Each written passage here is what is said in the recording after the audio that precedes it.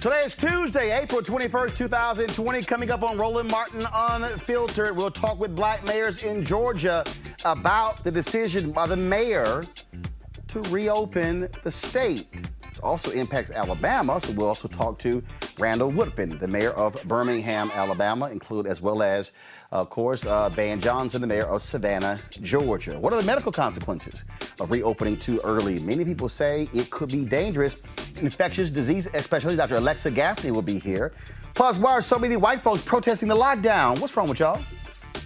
What's going on? Anti-racism educator Tim Wise will give us his take on pandemicking while white. The Congressional Black Caucus had an emergency phone call today about the coronavirus response interim aid bill. Why isn't that money getting to the people who need it? David Clooney, executive director of the Black Economic Alliance, will break it down. Also today is the 50th anniversary of Earth Day, and there's good news and bad news as a result of the coronavirus pandemic. We'll talk about it with our panel.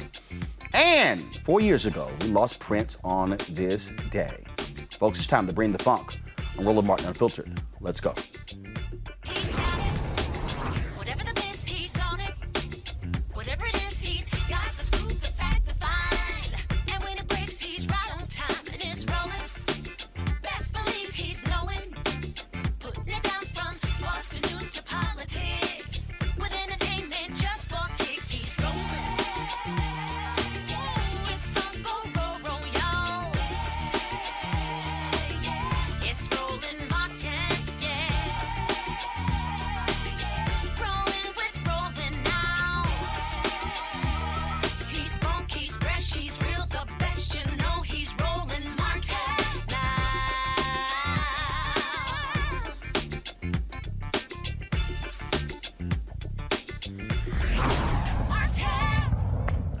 All right, folks, the most arrogant, narcissistic, lying president we've had in modern history is talking right now. News conference at the White House regarding coronavirus. We are not going to it because we're not going to be showing to you somebody who likes to lie. And so when we have real experts come to the microphone, we'll go to the White House, but we're not going to show Donald Trump, who continues to lie and make things up. And frankly, all he cares about is his ratings when it comes to this news conference. In fact, the idiot sent a tweet out today, y'all. Literally. Touting his ratings, then say, oh, I don't care about those things. So why'd you lead with it? Yes, you do. So when experts talk, we'll go to it. He's talking, ain't gonna happen. All right, folks, as of today, we have 811,478 confirmed coronavirus cases in the United States. Jesus, 811,000. Remember when somebody said we had 15 and it's going to be down to 0? I thought so.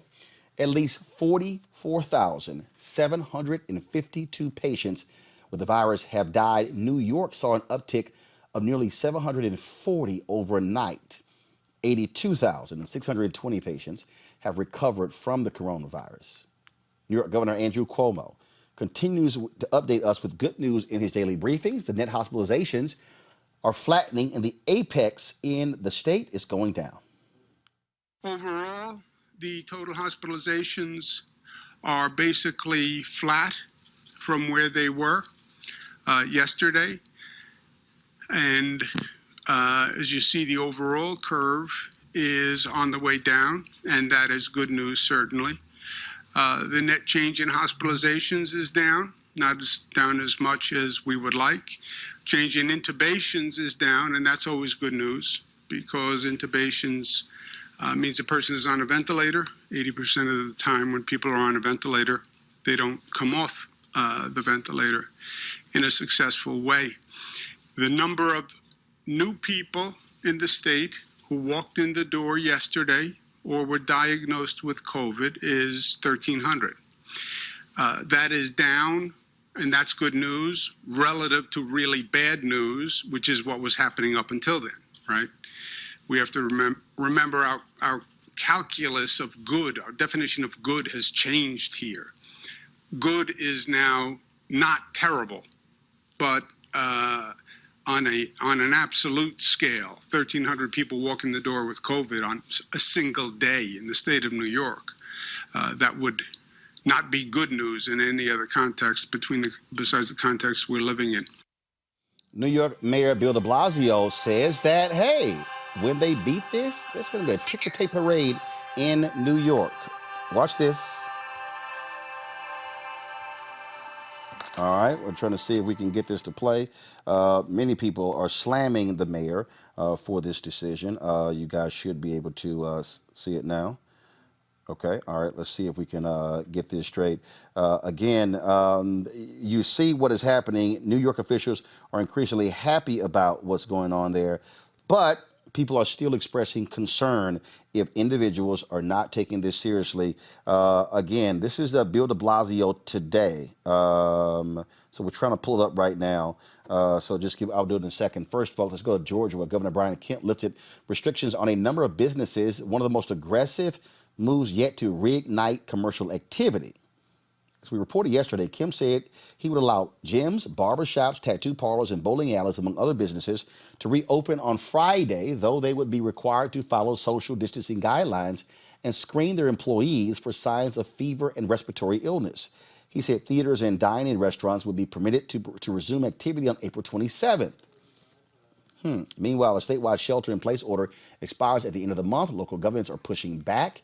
The mayor of Albany, Albany, Georgia, has already said they are not in a position to reopen. Joining us right now is the mayor of Savannah, Georgia, Mayor Van Johnson. Glad to have you on the show, Mayor. When you heard the governor, make this announcement, surely you had to be shaking your head to hear him come out and say, yes, reopening on Friday, which is frankly earlier than anybody else had thought about. Well, I think I was dumbfounded. I was beyond amazed. And I think to complicate this even more, Brother Roland, was that we have a current shelter-in-place order issued by Governor Kemp that expires on April the 30th. So if people are supposed to remain sheltered in place until April 30th, then why are we opening businesses on April the 24th and April the 27th? It does not make sense. We are still maybe 4 to 6 weeks from leveling out. We have not leveled out. We're still on the upswing of this. We've had almost 20,000 deaths. 20,000 infections in Georgia, almost 800 deaths. We're still in the upswing. It just made no sense. So how are you going to now deal with this? Because if the governor's made this decision, does his decision override yours as mayor? It does. In Georgia, the governor makes the rules. That being said, there might be some legal options that are available to us in the interest of public safety. I think more importantly, I've reminded Savannahans this morning that they are the governors and the mayors in their own homes. They get to call the shots. They get to say where people go and where people don't go. They get the opportunity to decide that they're going to stay in. It is so clear that the science in this case is really the prevailing factor, and there is no science, no data to support Georgia opening at this point. Your city being impacted by coronavirus? Yes. How has your city been impacted in terms of cases, in terms of deaths? How has it been impacted? Well, I mean, Savannah has been, I think, relatively blessed. We've had the opportunity. We, at this point, in our county, about 185 cases and relatively 5 deaths. But that is because I think we got ahead of it early. We canceled the second largest St. Patrick's Day celebration and parade in the country. But then if you go just 4 hours southwest of us to Albany, Georgia, they have more cases than really anywhere in Georgia. They have more deaths than anywhere in the country. Is certainly crazy what's happening here. Have you heard from businesses? Are they actually going to open? Have you heard from residents? Are they going to go to those businesses, or are people still afraid? Well, I mean, we've been really fortunate again to have people.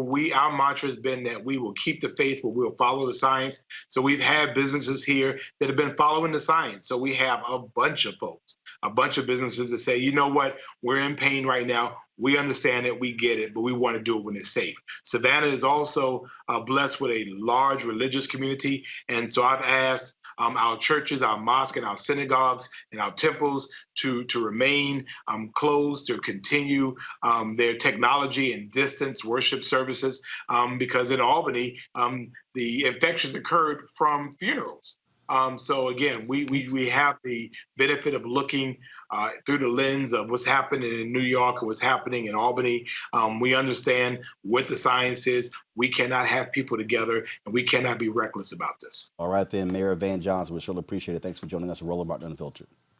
Thank you, sir. All right, Alpha Man there. All right, then, appreciate that. All right, folks, let's now go to, first of all, in the midst of the coronavirus pandemic, some U.S. governors, as I said, are set to reopen their state's economy. You talked about what happened there with Kemp. Now, in accordance with White House recommendations and against the advice from health experts, governors in South Carolina, Tennessee, Alaska, and Georgia have all plans to ease restrictions this week. Now, again, we still are coming from, the White House is still talking about in terms of what's happening here. What you really have is them pushing this whole thing into the hands of these governors. Now, smart governors, unfortunately, many of them are in blue states.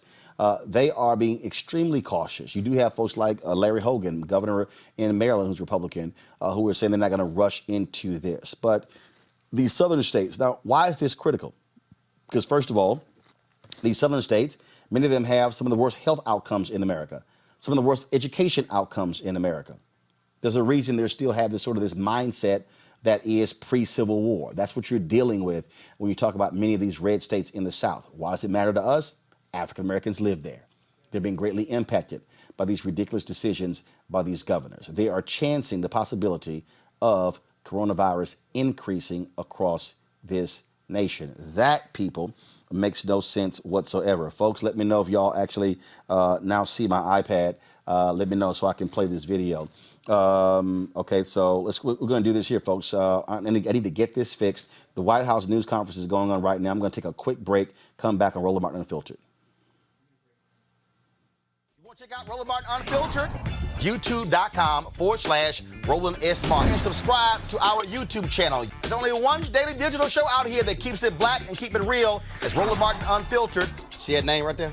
Roland Martin Unfiltered. Like, share, and subscribe to our YouTube channel. That's youtube.com/Roland S. Martin. And don't forget to turn on your notifications so when we go live, you'll know it.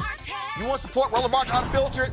Be sure to join our Bring the Funk fan club. Every dollar that you give to us supports our daily digital show. There's only one daily digital show out here that keeps it black and keep it real. It's Roland Martin Unfiltered. Support the Roland Martin Unfiltered daily digital show by going to RolandMartinUnfiltered.com. Our goal is to get 20,000 of our fans contributing $50 each for the whole year. You can make this possible. RolandMartinUnfiltered.com. All right, so a lot of y'all are always asking me about some of the pocket squares that I wear. Now, Robert don't have one on. Now, I don't particularly like the white pocket squares. I don't like even the silk ones. And so I was reading GQ magazine a number of years ago, and I saw this guy who had this pocket square here, and it looks like a flower. This is called a shibori pocket square. This is how the Japanese manipulate the fabric to create this sort of flower effect. So I'm going to take it out and then place it in my hand so you see what it looks like. And I said, man, this is pretty cool. And so I tracked down, it took me a year to find a company that did it. And so they make these about 47 different colors. And so I love them because, again, as men, we don't have many accessories to wear, so we don't have many options. And so this is really a pretty cool pocket square. Now, what I love about this here is you saw when it's in the pocket, you know, it gives you that flower effect like that. But if I wanted to also, unlike other, because if I flip it and turn it over, it actually gives me a different type of texture. And so therefore it gives me a different look. So there you go. So if you actually want to get one of these shibori pocket squares, we have them in 47 different colors. All you got to do is go to RolandSMartin.com/pocket squares. So it's RolandSMartin.com/pocket squares. All you got to do is go to my website and you can actually get this. Now, for those of you who are members of our Bring the Funk fan club, there's a discount for you to get our pocket squares. That's why you also got to be a part of our Bring the Funk fan club. And so that's what we want you to do. And so it's pretty cool. So if you want to jazz your look up, You can do that. In addition, y'all see me with some of the Feather Pocket Squares. My sister, who's a designer, she actually makes these. They're all custom made. So when you also go to the website, you can also order one of the customized Feather Pocket Squares right there at rolandsmartin.com/pocket squares. So please do so. And of course, it goes to support the show. And again, if you're a Bring the Funk fan club member, you get a discount. This is why you should join the fan club. All right, folks, and so it looks like we've got this technical snafu fixed right now. Again, the coronavirus news conference is taking place at the White House. I want to go there. Go right ahead. We don't have those results yet. I expect to have more results this week, but we will be transparent about those results because you think it's very important. And your question is superb in that if someone wants to use a test that's come to market, really it's important to read the information that's in the package insert, but often in some of those cases it's also important for the independent labs to do the validation also. And you may have seen reports in the press of labs around the country that have done that. We've actually reached out to them, many academics, and we will be including that information in the information that we generate as well to provide to the American people. Well, we have you here. There was a study out of the VA today on hydroxychloroquine that found a higher mortality rate compared to those who got standard of care. And I know this isn't a large-scale clinical trial, but since this drug is out there and people are using it, can you give some takeaways from that study? Did that change your thinking at all on the hydroxychloroquine? So this study is a small retrospective study at the VA, and similar to the data we talked about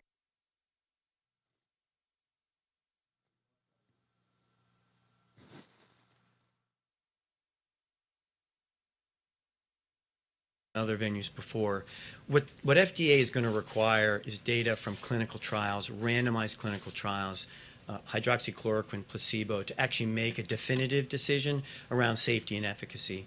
But the preliminary data are helpful to providers and doctors. I want to ask them to incorporate the data as we have it come forward. And it's not definitive data. It doesn't help us make a decision from a regulatory point of view. But doctors should incorporate that in the decision making they make on a one-on-one basis. Is just the timeline on the clinical trials and when we will be getting a readout of that data? So the good news is we have over 30 clinical trials. Now the settings are very different. They're in the outpatient setting, they're in the inpatient setting, and also I think very importantly in what we call the post-exposure prophylaxis, meaning if you're a healthcare worker or a frontline provider and you've been exposed to the virus, take the drug for a period of time to see if you can prevent the development of illness related to the virus. So all those trials are in progress and will probably be early summer before we get a readout. And Mr. President, if I can pick up on that. And all of these tests, I want to say, are in addition to the tests that we already have. And we have tested more people than anybody anywhere in the world by far, by very far. Okay, first of all, he's lying there. Yes, we've tested more people numerically, but in terms of population size, we are behind other countries like South Korea. So that's how you do a play on words. So he's really just standing there lying.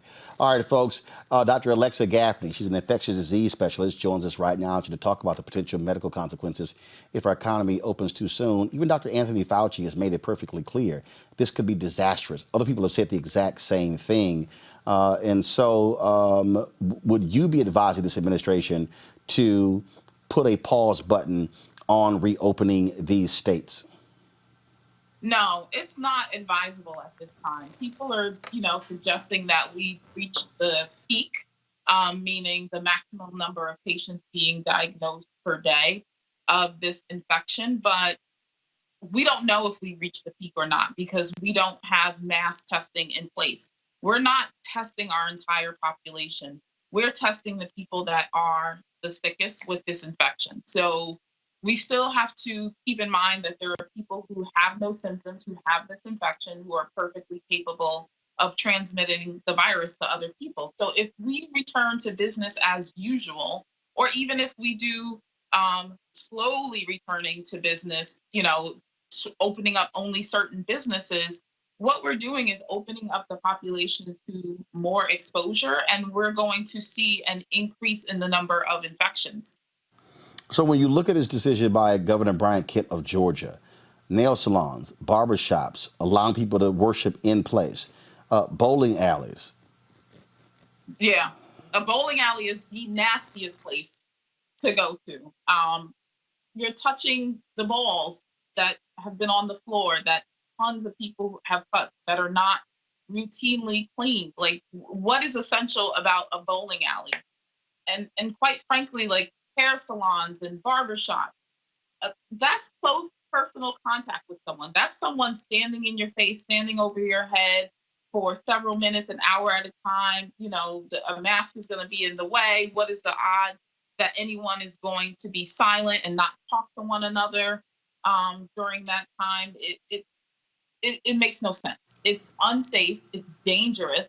And it's putting lives on the line. And think about who works in the hair salon, who works in the nail salon, who is running these types of business, and who is going to be most gravely impacted. It's people like us who are going to be most infected and affected by this virus. And on top of who's going to be infected, if the numbers rise again, we've already proven that some of our healthcare systems, or that our healthcare system is ill-equipped to handle a massive influx of patients. And that's what we're going to be facing again. Obviously, if that's so what you're seeing here, by trying to say, well, it's the governor's call, they're putting it off on them, but it's the White House is offering the guidelines. And so that's really where they're taking their lead from. Yeah.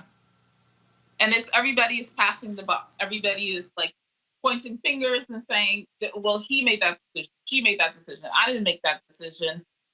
It's a setup to not take responsibility for when things go terribly wrong. Obviously, if you're in a place, if you have a business, you want to be open, you want to be able to generate revenue. If it's a black-owned business there in Georgia, and you are still seeing what's happening in your state, would you be advising those folks not to reopen their business? That would be my advice. I would not return to business as usual. If we return back to business as usual, we know that people are still infected in the population. We know that some of those people may be mildly ill or not have symptoms. It's just going to cause a rise in the number and the incidence of this infection. And then the more people that are infected, the more people we have pouring into our healthcare system, and it's going to be disastrous. So let's say somebody does reopen. If, let's say, barbershops, okay, let's say hair salons. What protections should those folks who are doing hair, should they be wearing? Gloves, mask, suit, covering their face, covering their head? I mean, what should they be wearing? So, I mean, there's not even like a standard answer for that, right? Because we've gone on the guise that we should be maintaining social distancing, and we've suggested that people wear masks and gloves outside of their homes, assuming that they have the potential to spread infection or the potential to become infected. The types of equipment or gear that you're speaking of, personal protective equipment, is really for the healthcare setting, goggles or face shields, full body suits, N95s and gloves, or surgical masks and gloves. And so it's really hard to say, okay, if you're going to go open your beauty salon and you're going to do hair, you should wear X, Y, and Z. Well, to me, yes, if you take that risk, you should protect yourself to the fullest extent. But these types of measures that we take in the healthcare setting, they're not meant for use in the general public. And we don't even have access to that in the general public. So I could say that if I was a beautician and I was going to go do someone's hair who I'm standing face to face with, or who I'm standing behind, or who I'm leaning over when I have their head in the basement and I'm washing their hair, what would I wear? I would wear a face shield. I would wear N95. I would cover my own hair. I would wear some sort of covering over my clothing. But these aren't measures that are meant to be taken in public. We should just not go to work. We should maintain the social distancing. All right. Well, we certainly appreciate it. Thank you so very much for joining us. Hopefully people will pay attention. Dr. Alexia Gaffney. Thanks a lot. Thanks for having me. All right, I want to bring in my panel right now. A. Scott Bolden, former chair, National Bar Association Political Action Committee. Mustafa Santiago Ali, former senior advisor, Environmental Justice EPA. Brittany Lee Lewis, political analyst. Brittany, I'll start with you. Would you, if you're in Georgia, what would you do? I mean, people are concerned. You got the mayor of Atlanta who has started this fund to assist salon owners at barbershops. She's contributing the first $10,000, not wanting them to go back to work by being safe. It's absolutely petrifying. I'm not sure what I would do if I was living in the South right now. I'd probably be raising hell. I think what's become very clear is that they care about money more than they care about lives, specifically the lives of Black and brown workers and those who are, immune compromised. And it's a shame that this country, and I'm not surprised, but it's a shame that we continue to put profits over people. And they need to follow the advice of our medical professionals. There's no possible way that we should be opening up until we're doing the mass level of testing that's necessary. We should be testing millions upon millions of people a week. We're right now only testing the most critical. So it's not time for us to open up. I want to, in a second here, I want to go to the White House real quick. Dr. Birx is actually speaking. Let me get the video feed up. To see, again, what she is saying. They are addressing, the consistent questions about testing. Let's go right there. See what this says. Also hoping by that time that we have additional treatment options for people with COVID-19 so that there will be additional treatment available in the fall. Your message would be to prepare for that time, thinking that it'll come back together. The president has made it clear that we have the emergency, which we have been working on, the opening up guidelines, and just like he talks about phase 4, he has us very much working on the next 60, 90, and for all on with fall, and that's why he's not stopped any of the ventilator orders. It's very important that we have a completely refreshed and a comprehensive stockpile going into the fall, and I think that's why we continue to bring in those shipments and work on the ventilators so that those would be available not only for the United States, but certainly if other partner countries have this level of tragedy. So you agree, if I can follow up on that? So you agree this could come back actually worse in the fall? I don't know if it will be worse. I think this has been pretty bad. When you see what has happened in New York, that was very bad. I believe that we'll have early warning signals, both from our surveillance that we've been talking about on the vulnerable populations. We're going to continue that surveillance from now all the way through the fall to be able to give us that early warning signal. I think what we've learned is how good Americans are about immediately reverting to all of those issues that they need to do in order to ensure that they're protected and their families. And Mr. President, what do you say to the concerns like Georgia is opening up barber shops and bowling alleys? Okay, let's see if he's gonna lie. Let's go back. Let's see if he's gonna lie. Maybe going too far too fast, and it could affect people in South Carolina. Obviously, people travel back and forth between states. How do you protect the people of South Carolina, for example, from a potentially bad decision by a governor in Georgia? So he's a very capable man. He knows what he's doing. He's done a very good job as governor, Georgia, and by the way, and South Carolina. Governor McMaster also. So you have two very capable people. We're going to find out. And in fact, I'm scheduled to speak to the governor of Georgia in a little while. But we'll find out. Graham's concern that what happens in Georgia can affect everybody. I have a concern about what happens everywhere. I mean, we've got those concerns. And as far as coming back, if they do come back, and they could come back together with heavy on the flu and much lighter on, because I really believe we'll be able to put out the fires. It's like fires. And we've learned a lot. We've become very good at this. When you look at what's happening, when you look at the numbers coming down, a lot of states are in really great shape. You're going to see a lot of openings. But I'll be speaking to the governor of Georgia in a little while. Okay. Mr. President, so the American people need to be prepared for going back to social distancing, even if things relax over the summers. Okay, I'm sorry. Mustafa, what the hell was that? He gets asked the question about, I know the governors, they're doing a great job. It's another example of how inexperienced and unprepared the president is, even though we've been going through this now for weeks and weeks and weeks. And it's funny, the previous person who was at the dais there the doctor who was sharing, about being alarmed, we'll sound the alarm. The alarm has already been sounded.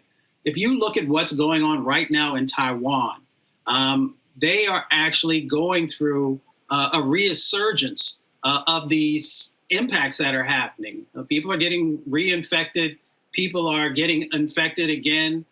So I don't know what more lessons you need than to have a country that went through this before we did, and then them to begin to allow folks to get back into their society and see people are getting infected again. So that is a very clear message that we need to make sure that we are continuing to have folks who are quarantined, to continue to have people who are staying at home until we get a better, get our arms more around, making this transition to get people back to work. But they just got to follow the science. The science is right there in front of them. And I don't know why this administration and some of these professionals that many people in the past have put a lot of faith in continue to pretend like science isn't real, that science isn't accurate, and that science should not be the guide when you're dealing with these extreme public health challenges that we have going on across the country. What we're dealing with here, Scott, are utterly clueless people. And we're also dealing with grifters. Now we have a report where the Trump Hotel is trying to get a break on their rent from the government for his hotel here in D.C. Hell no. Hell no. Well, he's negotiating with himself, so right. He'll probably get that. No, but Roland, here is the deal. When is it safe to go back in the water? When you have a shark attack up and down the East Coast, there's a moment, there's some science with when it's safe to go back in the water. It's never completely safe unless they catch the shark. Here, I don't see a path forward without substantial testing, because two things are going to happen. We go back to work, no one knows whether they have it or not, and that's going to trigger the second resurgence. And then secondly, for your listening audience, if you go back to work because of a state order or governor's order, and your employer says it's safe to come back, and everyone hasn't been tested, the liability for these employers who want to open up and whose customers have anxiety and they are not going to open up and there'll be thousands of people there, the liability for people coming back is going to be worse, and it's going to trigger this second phase. So it's beyond science. It's just practical sense, common sense. So it's not that they're idiots or they're nuts. They were just born with no common sense. Like I said, idiots and nuts. Gotta get y'all a view on this here. New York Mayor Governor Bill de Blasio announced that once they've beaten this, there's going to be a ticker tape parade in New York. The day is coming when this city will fight our way back, when this city will get back to normal. The day is coming when we will overcome this disease. The day is coming when I'm going to be able to tell you we can gather again. The day is coming when I'll be able to tell you, in fact, we will be having the concerts and the street fairs and the parades again. But I want to guarantee you one thing, that when that day comes, that we can restart the vibrant, beautiful life of this city again, the first thing we will do is we will have a ticker tape parade down the Canyon of Heroes for our healthcare workers and our first responders. We will honor those who saved us. The first thing we will do before we think about anything else is we will take a time, as only New York City can do, to throw the biggest, best parade to honor these heroes. And many, many great heroes have gone down that canyon to be appreciated and loved by millions of New Yorkers, but I think this will be the greatest of all the parades, because this one will speak to the rebirth of New York City. This one will speak to a kind of heroism that is intrinsic to who we are as New Yorkers, to our values, to our compassion, to our strength, our resiliency. This parade will mark the beginning of our Renaissance.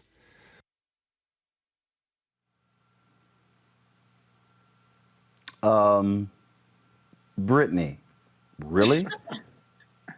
A ticker tape parade? Now, Yeah. now, first of all, I believe in celebrating them. You want people grouped together? I really don't know what to say anymore. I'm really concerned about our elected officials. It's not to say that we shouldn't be celebrating our healthcare workers and those on the front line. But again, we know that this thing has the ability to resurge.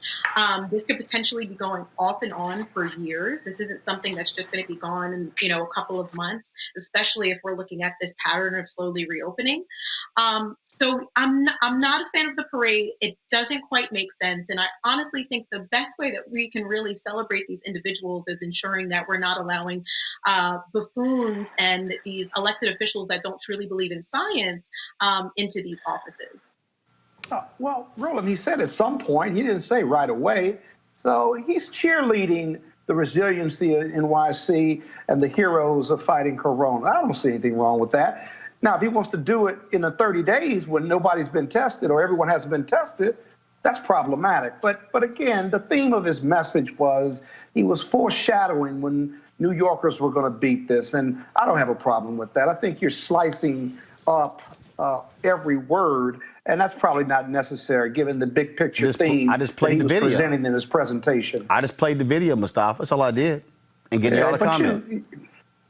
Yeah, I mean, there are ways to honor, our healthcare heroes, our frontline heroes, all the folks who have played a significant role in helping to, address some of the things that are going on. But here's the reality of the situation. As we move through this pandemic and get to the end of it, and yes, it may come back again next year, there are going to be significant economic impacts that are going to happen. The social safety net that has never been strong enough for communities of color and lower wealth communities is going to be damaged almost beyond repair. So if you want to utilize some resources, make sure you're addressing the physician deserts and the medically underserved areas that exist in New York City and across our country. Make sure that you are addressing the food desert issues that are going on. Make sure you are addressing the lack of affordable housing that still exists, both in our urban and rural areas across the country. So if you want to have a parade, there's nothing wrong with that, but let's address the needs that still exist for the folks who have been the most impacted from the coronavirus. Just solving urban America. I don't think America's going to ever get to that utopia, but I like the thought. All right, then. Okay, folks, white people are losing their damn minds. They're losing their minds. Y'all see all these dumbasses running around these states, sitting here protesting, pulling their guns out, Confederate flag, talking about we need to get back, open these states, damn it.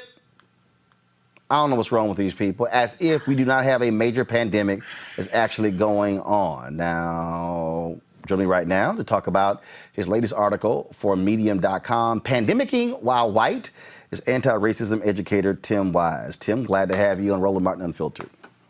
Thanks, man. Thanks for having me. All right, so what's up? Pandemicking While White, explain. Well, I just love that I'm the white person explainer for the show. I love that. Yeah, well, look, when I was on CNN, I was the black explainer. I know white people. So let me sort of walk you through it. I think there are a few things, right? Number one is, as I talk about in the piece, that, when you are and have been essentially the privileged and dominant group, and you really don't face oppression, and you really don't face systemic injustice. I'm not saying white folks don't have challenges, but don't face oppression. I guess it becomes very easy for you to think that a stay-at-home order, and it's not even an order in most places, it's a strong recommendation, that is somehow tyranny, right? That's the heavy hand of the state, totalitarianism, fascism. That's a real privileged mentality, right? Black and brown folks know that tyranny looks a little different than that. Tyranny is getting, shot, John Crawford in the Walmart. Tyranny is Tamir Rice being shot in the park in Cleveland. Tyranny is police brutality and racial profiling, children in cages, deportations. But when you're white, apparently, when you look at some of these protests in Michigan and Ohio, et cetera, and you have folks standing out there with signs, not ironic signs, but legit signs that say, I want a haircut. or talking about, I want to be able to get seeds to plant flowers in my garden because it's spring and Governor Whitmer is making where I can't do that. If you think that that's oppression, right, your life is awfully sweet. So it's a very interesting insight into the way privilege functions, even in the midst of a pandemic, when millions of white folks are getting sick and thousands have died, but we still have the privilege of thinking that this lockdown, which is about protecting lives, is tyranny. So you had Stephen Moore, the economist and Trump ally, who said that these protesters are the modern day Rosa Parks, right? Comparing in fact, protesting tyranny to protesting orders to try to keep people alive. It's fascinating. In fact, I'm trying to pull that up right now because first of all, we know how much of a joke Stephen Miller is. And so let me go ahead and see if I can pull this up. Folks, go to my iPad, please. So what Tim is talking about, Stephen Moore, economist, he gave numerous interviews last week, and this is what he had to say. We're going to see a lot more of those. In Ohio, we saw more protests today. I'm working with a group in Wisconsin that wants to do a drive-in. So, you remember the old sit-ins, but this is going to be a drive-in. They're going to shut down the Capitol. Shh, don't tell anybody. But they think they can get 1,500 people to come in. And this is great. You guys will. So we have one big donor in Wisconsin. I'm not going to mention his name. And I told him about this. He said, Steve, I promise I will pay the bail and legal fees for anyone who gets arrested. So this is a great time, gentlemen and ladies, for civil disobedience. We need to be the Rosa Parks here and protest against these government injustices. I've asked. I mean, Tim, really? We need to be like Rosa Parks? Really? Well, it's like I said in the piece, it's very hard to top that. But the Whiteness Olympics, look, they never get canceled, Roland. It's not like the Olympics 2020. The Whiteness Olympics are always going, and there's always competition for gold. And so about a day or two after that interview that Stephen Moore gave, there was a state lawmaker in Idaho who I mentioned in the piece, who is from, she's a Republican from Uzbekistan, clearly Idaho, that portion of the state.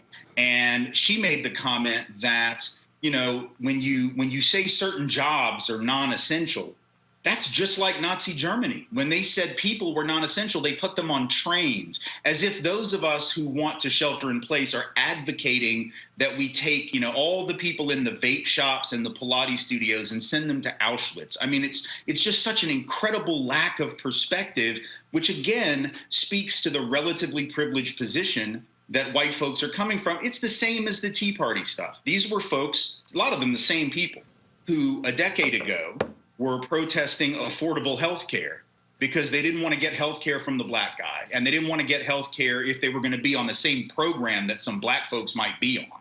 So they would rather die. And they made that rather clear. And and at that time, if you'll recall, what's fascinating, they were out there saying, well, we're against Obamacare because they're going to let old people die because it'll be too costly to keep them alive. But they're now saying that we need to let old people die so we can get the economy back up. So, I mean, as I said in the piece, America is on some white stuff. I didn't say stuff in the piece, but America is on some white stuff, and it's deadly. Remember, Tim, my show's called Unfiltered. We're good. Oh, we're on some white shit then. We're on some white shit, and these protests are a good example of the dangers of whiteness, not just to people of color, which folks of color know. I'm talking about the dangers of whiteness to these white people. You got a guy in Ohio that was one of the main guys talking about this is all a hoax, it's all BS, Governor DeWine, all these people are overreacting, and he died. Right, his and ass he's dead. Not the only one. One of the first guys, preacher, I think it was in Wyoming, his ass dead. There was a fool in Louisiana, Shreveport, his ass dead. And I'm sitting there going, y'all, matter of fact, it was. I love there was a person. In fact, there was some white woman. I wish I could find the tweet. It was some white woman was losing her mind on Facebook, and then this is just a joke. Don't believe this. Big time Trump supporter. Then a few days later, her family posted a GoFundMe to pay for her funeral expenses because she's dead. Right. And what's sad about this is we're being given this false choice. You either go back to work and risk your life, or you stay at home and the economy crashes. There are other ways of doing this. We could if we really cared about people as opposed to our economic orthodoxy that white conservatives in particular are so bought into, we could do something different. Denmark right now is paying people the equivalent of $50,000 US dollars per person to just stay home, stay healthy, and then shut the economy down until this thing is done. But in this country, we are so slavishly devoted to the idea of the unfettered free market and hyper-capitalism that the idea is, no, we got to go back to work. We got to go back to work. And there is another alternative here that we're just not wanting to investigate. And the people who are running this thing clearly, are more and willing to embrace a eugenic mentality that says certain people are disposable. The rally here in Tennessee, where I live, yesterday or 2 days ago, there's a woman with a sign that says, "Sacrifice the weak, reopen Tennessee." I mean, that's the kind of thing that if someone on the left or someone of color were ever to have a sign that said something like that, or to show up at the Capitol with guns strapped to the teeth, as these folks in Michigan did, we know what would happen to them. We know how they would be viewed. They would not be viewed as patriotic, liberty-loving Americans. They would be viewed as insurrectionaries. They would be arrested. They would be shot. They would be gassed. And the president wouldn't be signal boosting them on Twitter. So this is about a soft civil war, as people have talked about. This is about attempting to use mass death as a wedge issue in a culture war that this president wants to wage on behalf of whiteness. And that's what this is. And that's exactly what you're dealing with. You're dealing with somebody who is trying to gin up his white base. I got to read this comment. Got to get your thoughts when you talk about the craziness of whiteness. You have from my home state, one of the most idiotic, asinine individuals. Look, I keep saying that the three dumbest governors are Brian Kemp of Georgia, Ron DeSantis of Florida, and Tate Reeves of Mississippi. The fighting those three for dumbest elected official is Dan Patrick. Okay, a crazy, deranged right-winger. I used to debate Dan when he was a conservative radio talk show host on the NBC affiliate. He is, I would dare say, 100 times crazier. This is what this fool said last night on Tucker Carlson's show.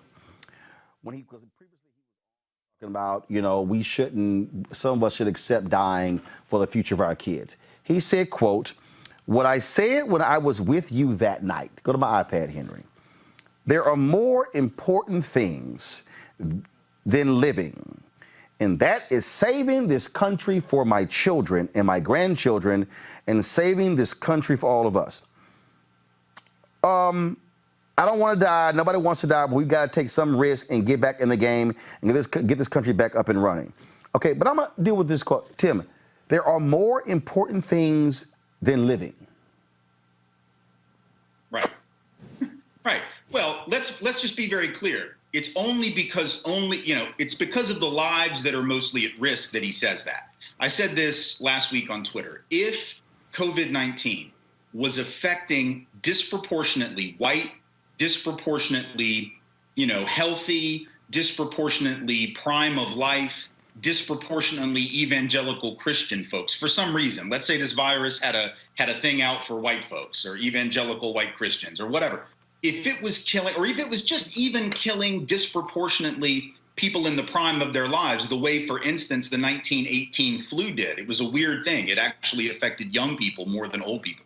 If COVID was doing that, none of these people who are saying, well, sacrifices have to be made and maybe some folks have to die, but it's the American way, they wouldn't be saying that. The reason that Patrick and others are willing to say that is precisely because the people who were disproportionately affected are working class and people of color and people who were already sick. So this is the eugenic mentality of, historically of all fascists. It's the eugenic mentality that animated this country in the late 1800s, early 1900s, from which Hitler borrowed. It's that same mentality. There's certain life worth living, and we will protect them at all costs. But others, they're marginal and they can be sacrificed. That's the only reason he's saying that. If this was disproportionately affecting people like him or younger than him, people in their 30s, let's say, or 40s who were white and middle class or above, he would never say that. And these folks wouldn't be out protesting at state capitals with guns. And also, I take it that you certainly agree that Donald Trump, he needs aggrieved, angry, we have no idea what's going on with white folks in order for him to beat Joe Biden in November. Yeah.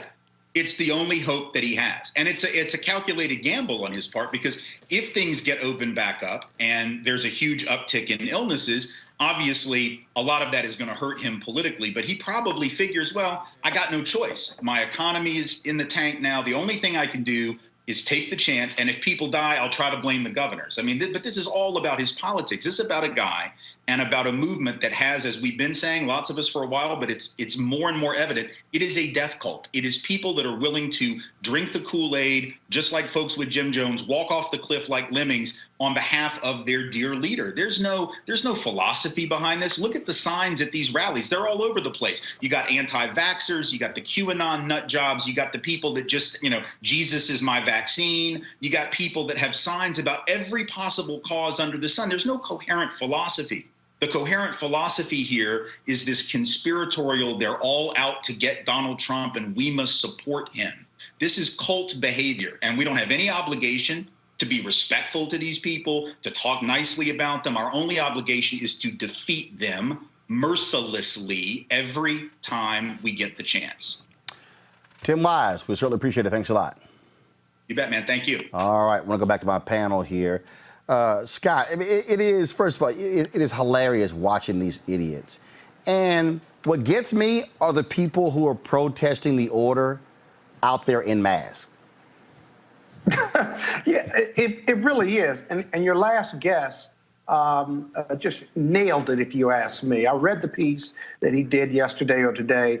He just nailed it.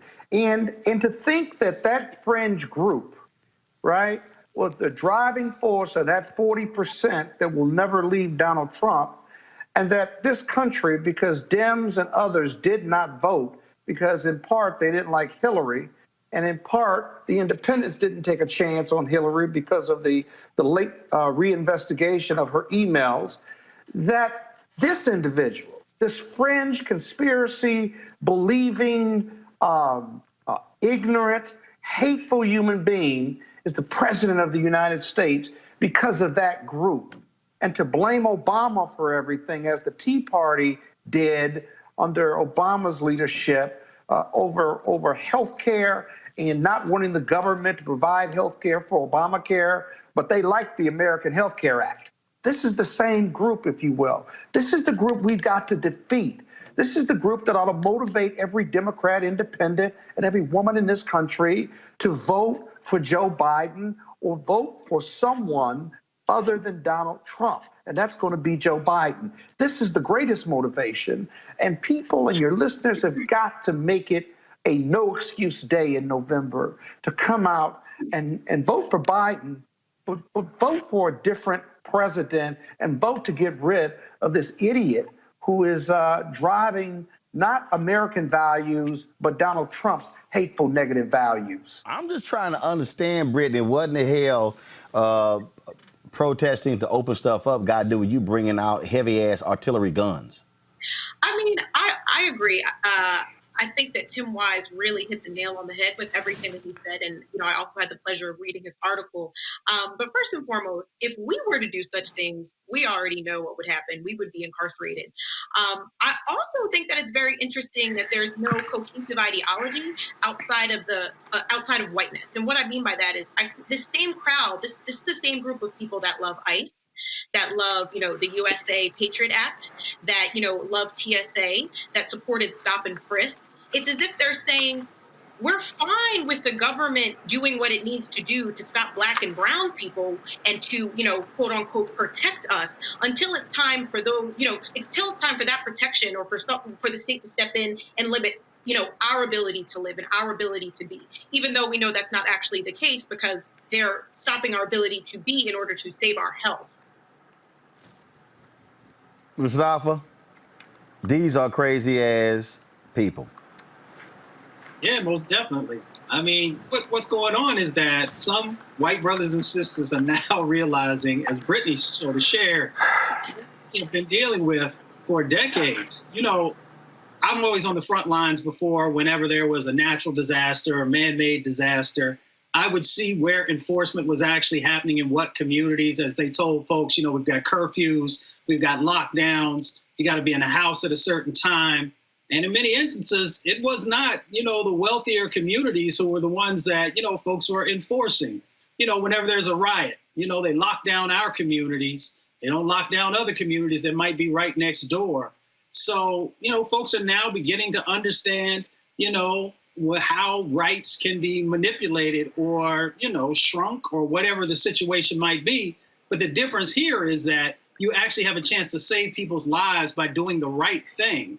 And as you are seeing, you've seen it from the top with President Trump all the way down to the people who follow him, that, certain lives just don't seem to matter. And what they don't get is that they also are going to lose people consistently until we get the process right. I just sit here and again, I am quite amused to look at these idiots. I mean, I'm just, they're amusing. And then also you look at the media reaction, how they cover them as if we're talking about a huge group of people. And it's also understanding the backstories, understanding the behind-the-scenes story of the fact that what you're dealing with here is you're dealing with really an AstroTurf effort where all the websites started on the same day. The DeVos family is funding the people. So you see what the game is. What they're trying to do is they're trying to reinvigorate the angry white Tea Party people. That's what they're doing. They see what's coming. They see the polling data. And Donald Trump announcing today that he is going to use an executive order to stop all immigration to the United States. Oh, that is manna from heaven from these people. Because you can always go back and blame immigration for everything. That's the go-to. Used to be black people, blame black people for everything. Now it's, immigrants, it's all their fault. Donald Trump has always needed a boogeyman, and he uses the language to dehumanize whomever it is that he wants to benefit from. And that has been, his paradigm for operations for decades now. But he sort of actually made it even more intense since he became the president. And again, he knows that, people are not feeling his administration, the majority of the country. And he knows the difficult uphill battle that he has to even be competitive in the race. Now, that doesn't mean that our folks don't have to get out and vote and be very focused and very serious, but he needs that boogeyman, because without the boogeyman, people will pay attention to the real issues that are going on. The fact, as you all shared just a little bit ago, that the economy has weakened considerably.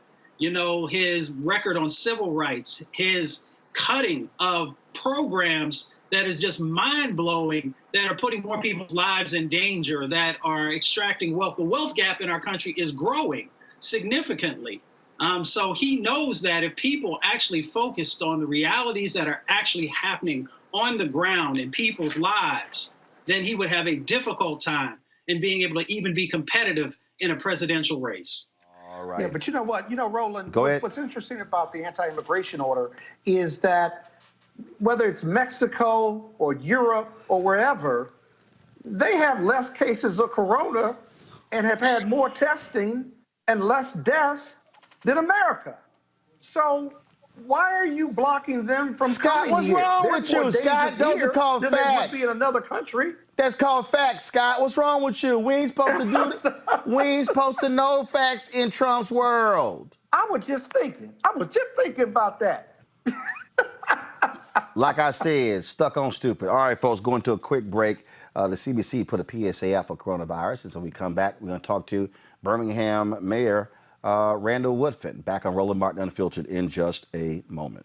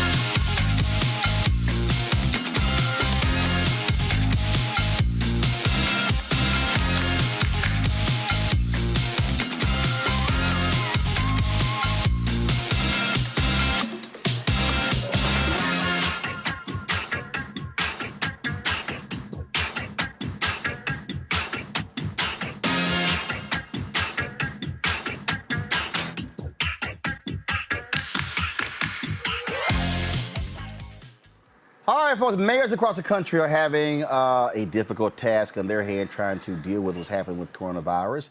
That's no different for many of our black mayors. Randall Woodfin, of course, he is in his first term as the mayor of Birmingham, Alabama. He joins us right now. Of course, we had the Savannah, Georgia mayor on earlier, Van Johnson there. So, Randall, Mayor Woodfin, let me just apologize right now for Scott Bolden. He can't handle two alpha mayors being on the show. It just, Kappas don't take that very well. So, but it's okay. So you got an alpha host, and Mustafa Santiago Ali is also an alpha brother. So we got it on lock. So glad to have you on Roland Martin Unfiltered. How have you had to deal with coronavirus in your city? What does it look like? And how has it impacted, of course, so many African Americans there? Roland, thanks for having me on. I'm happy to be here and have this important conversation. You know, as a mayor of a city, a lot has been placed on our shoulders based on the different conversations that governors around our union are having, as well as what's happening in D.C. I will tell you, Birmingham, the largest city in the state of Alabama, and we're the city of Jefferson County. Jefferson County has the highest number of cases within the state of Alabama, and we are fortunate to have the fourth largest public hospital in the United States of America. Because of that, we've been able to manage our cases, manage those who have had to be admitted to the hospital, as well as needed ventilators.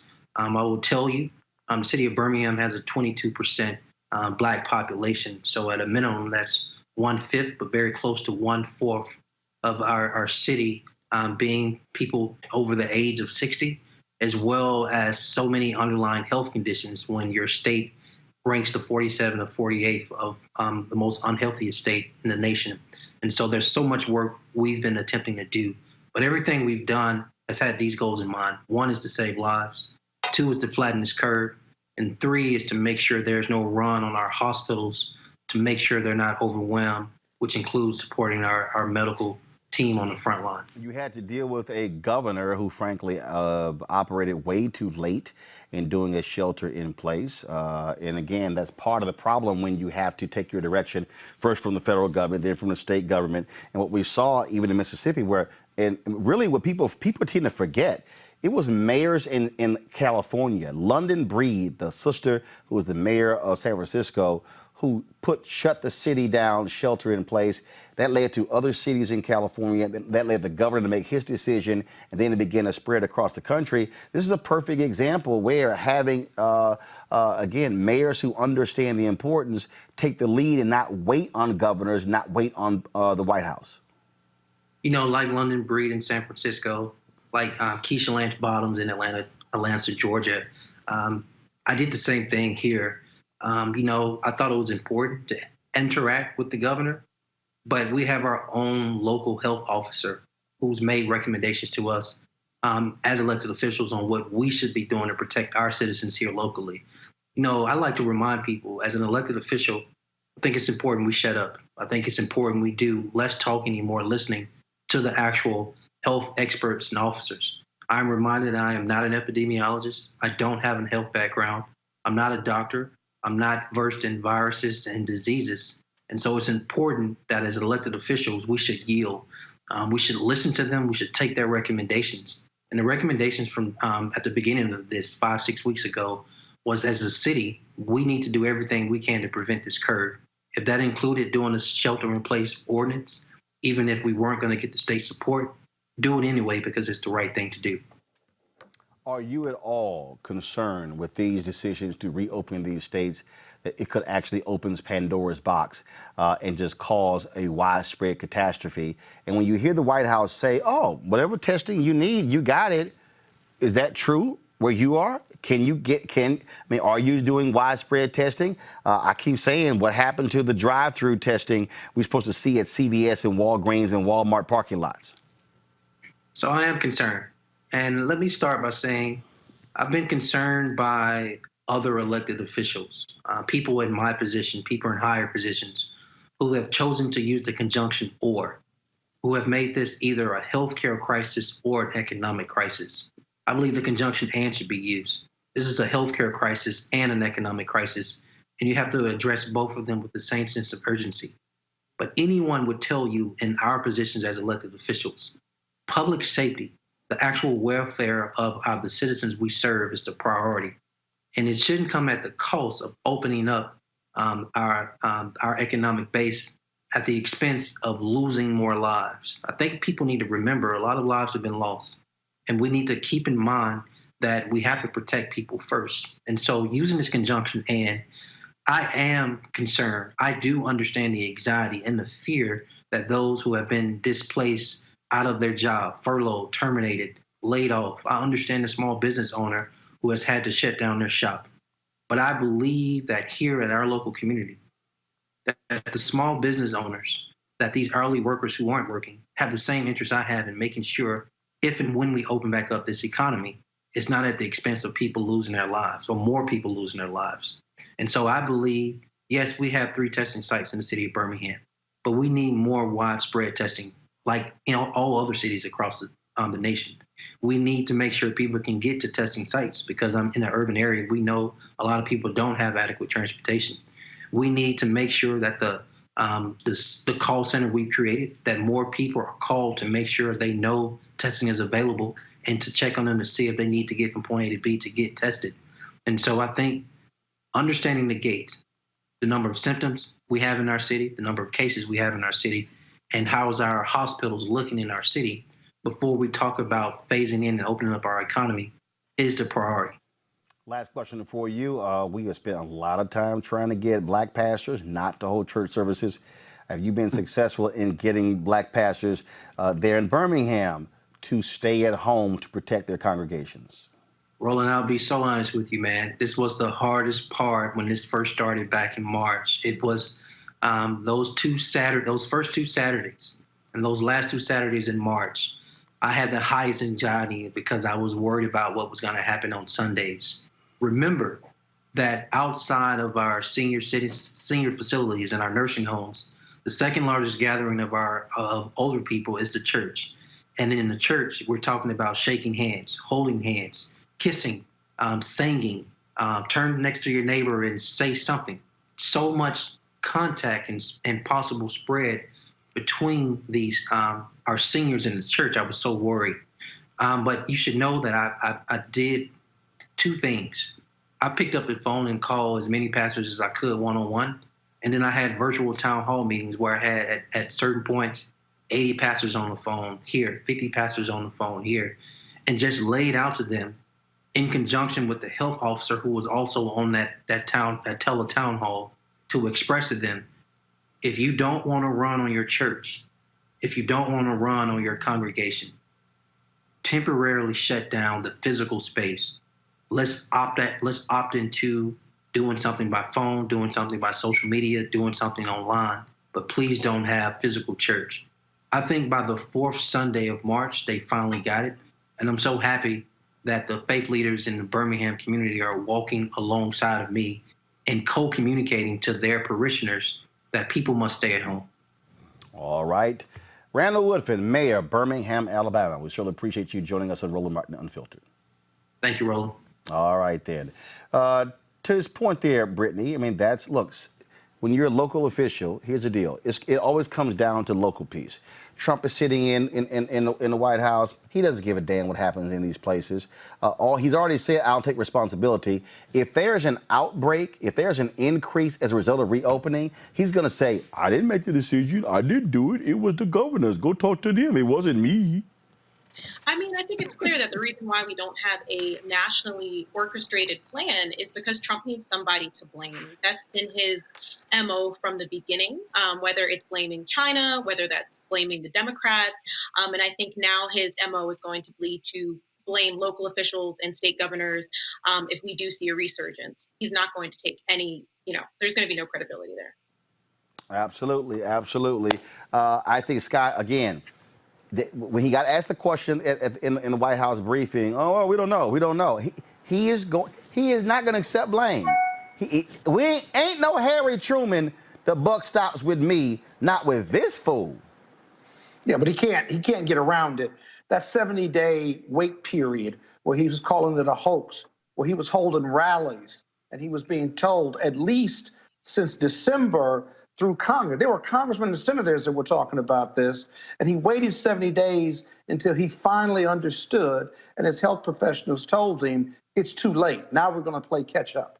The other thing that's significant about these press conferences that you won't cover, and I agree with you, if you listen to his press conference, everything about his press conference is about what he did, what we're doing, how we're catching up, and how we're doing it better than anybody else. Now, you compare the press conference of Governor Cuomo, right? He never uses I or me. What he says is he uses statistics about the deaths leveling off, how many people, what the numbers are in regard to death, and who's been infected, who hasn't been. He talks about the number of ventilators that have been able to help people, and he talks about the vision and the journey forward where we're going to be able to get people back to work, and the science and the politics of serving or fixing this problem, addressing these healthcare issues with these coronavirus infected people, and its impact on their families, and its impact on the government, and how it's impacted him personally and politically. Very different press conferences, very different leadership, and very different political parties and approaches to this health crisis. Mustafa, bottom line is he can try to run away from it. No, pimp, this going to be all on you. That's right. Yeah, That's right. He's going to have to pay. But, also follow the dollars. That's what John Conyers used to tell me when I worked for him. And if you look at the stimulus bills that have went forward, you can see exactly who is receiving the resources. Business and industry has been a big recipient. But if you look at, and I know we just had a stimulus bill that I think passed just a few minutes ago, you'll find that the states and local governments were once again forgotten in that process. So if you truly want to get the economy back up and running, you should be focusing resources to the places who can actually make sure that the protections are in place, that people are being healthy, so that when they re-enter into the workforce, you don't end up having, this resurgence and then an additional drain on the healthcare system, which of course people's taxes are going to have to be utilized to pay the costs there. So he's going to have to answer for all of these things that he has done incorrectly, and he's going to have very few things to be able to point to that were done in a proper fashion. All right, folks, speaking when you talked about that Senate bill, the Politico, here we go to my iPad. This is the headline on Politico. Senate passes $484 billion coronavirus deal after weeks of deadlock. The legislation delivers funding to small businesses, hospitals, and for testing. The Black Economic Alliance, they've called on Congress to include key initiatives in the next COVID-19 legislation that will specifically assist Black-owned businesses, workers, universities, and cultural institutions. Joining us right now is David Clooney. He's the executive director of the Black Economic Alliance. David, how can you, how does that get done to specifically help Black businesses? Because you hear people say you can't have a race-specific provision in these bills. How do you get around that? So appreciate the question, Roland. Appreciate you having me on. So the press release we put out today and essentially to ask for Congress is that we make a recognition that we're talking about how this pandemic is impacting the Black community disproportionately severely, both the health outcomes and the economic outcomes. What we're asking for is that Congress be very deliberate and specific in prescribing solutions to make sure that the aid that they're sending out actually gets to the places where it's most needed. We know that's not happening right now. And as we called out in our press release this morning, we said, even though there's an acknowledgement that Black communities are suffering the most economically and from a health perspective, Black folks, both individuals and businesses, have had the highest barriers and the most problems getting access to the relief that has already been appropriated by Congress. So we laid out 5 categories of businesses, people, institutions, that's HBCUs, Black financial firms, and even cultural institutions that have all historically had problems getting access to relief and to resources from Congress, and that's in good times and bad. So what we're saying is let's be very prescriptive about acknowledging where the problems are, and a big problem is, if you're talking about small businesses, access to capital. That has been throughout the history of this country, and particularly in times like now, folks who have relationships with banks, for example. So let's step back. The SBA programs that were laid out in the CARES Act and that were refunded or funded with additional funds in the bill that was just passed by the Senate today, they're essentially bank facilitated loans because the SBA will underwrite a significant portion and take away most of the risk of those loans, but then banks have to, or financial institutions have to facilitate those loans by actually pushing them out the door. What happened the last time around is that businesses that have relationships with banks were the first ones in line. They already have their information with the banks. The banks were able to press send on their applications the first day that they were ready to go, whereas a lot of black businesses already didn't have access to even get a bank loan. A lot of black businesses don't do business with banks either because they can't qualify, they've tried to qualify and haven't, or banks will say it's too expensive to do business with those small businesses. So what happened was a categorical just miss of a lot of businesses, particularly small businesses in black communities. And that's something that we asked for. One of the set-asides we asked for was for community development financial institutions, as well as minority depository institutions and other community lenders who really are the banks that have relationships with small black businesses and are in our communities, who have made this capital available again throughout history, but particularly in recent years. And I will say that was a partial win in the bill that was passed by the Senate today. There was a $60 billion set aside for community development financial institutions, credit unions, and small financial institutions, community financial institutions, and minority lending institutions that were not largely not included in the last tranche. But what we still need is, one, more money for those organizations, but two, there is a need for small businesses, even 10 or fewer, to have a set aside for them as well, because a lot of those businesses don't have access to lawyers, accountants, a lot of the resources that larger businesses, even smaller businesses that are 400, 500 people large, have access to. So there's a lot more that needs to get done to get capital to the places where it's needed the most. And what we're asking for from Congress is an acknowledgement of the reality that the reason that this is having such a disproportionate impact on our community is because of the legacy and throughout the history of this country, the inequities in terms of lack of access to capital and lack of access to educational opportunities, and really the support from the government that our counterparts have gotten in other communities. So this bill has already passed the Senate. What do you like, don't like? So, like I talked about, the CDFI set aside was extremely helpful. I do think, the PPP. So let me step back and say this. This bill was a bit of an interim bill. You've had three tranches, particularly the CARES Act, which was really the biggest piece of legislation that was the most comprehensive and had the most funding at $2.2 trillion, is the largest bill Congress has ever pushed out. This bill I look at as a bit of a cleanup bill, cleanup and refunding of the program. The PPP program ran out last week. The EIDL program, the economic injury disaster loan program under SBA got $10 billion more, which is all helpful. I think what's still needed is for us to take a comprehensive look at who is still hurting the most, who's not getting money. One of the things we asked for today as well was money for individuals.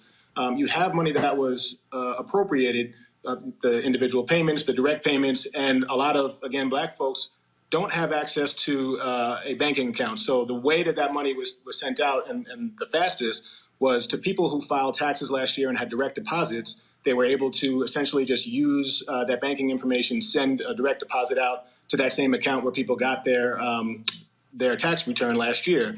Black people who are unbanked or underbanked don't have that access. So we talked about things like using EBT cards to get that money to people because that program is already set up. All you have to do is put it in, and people will have immediate access to the money who right now are hurting, don't have food, and don't have a way to get access to that money.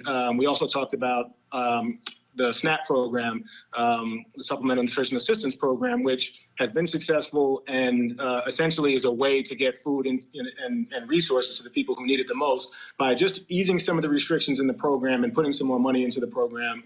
And then also black financial firms, things like broker-dealers, asset managers, others. If we look back to TARP as an example, were completely left out of all of these facilities that both the Fed and Treasury set up to put more liquidity into the system and allow banks to be able to lend.